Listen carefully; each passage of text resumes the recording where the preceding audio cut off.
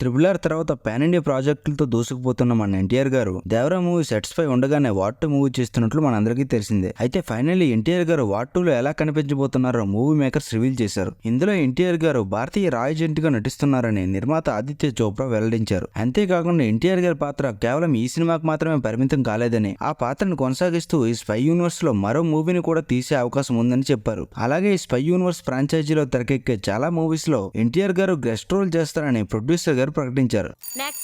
Super star Mahesh Babu SS Rajamouli కాంబోలో వస్తున్న మూవీపై అయితే భారీ అంచనాలున్నాయి. అయితే ఈ మూవీపై రోజుకో వార్త హల్చల్ చేస్తుంది. తాజాగా వచ్చిన టాక్ ప్రకారం అయితే ఇందులో మహేష్ బాబు తొలిసారిగా పొడుగు గడ్డం అండ్ లాంగ్ హెయిర్ తో కనిపిస్తారట. దీనికోసం జక్కన్ అయితే 8 రకాల లుక్స్ ను డిజైన్ చేశారట. త్వరలోనే మహేష్ బాబు ఈ లుక్ టెస్ట్ ని చేసే ఛాన్స్ ఉంటుందంటున్నారు. అయితే మహేష్ బాబు గారు ఇంకా బాడీ బాగా బిల్డ్ చేయాలని రాజమౌళి సూచించినట్లు తెలుస్తోంది.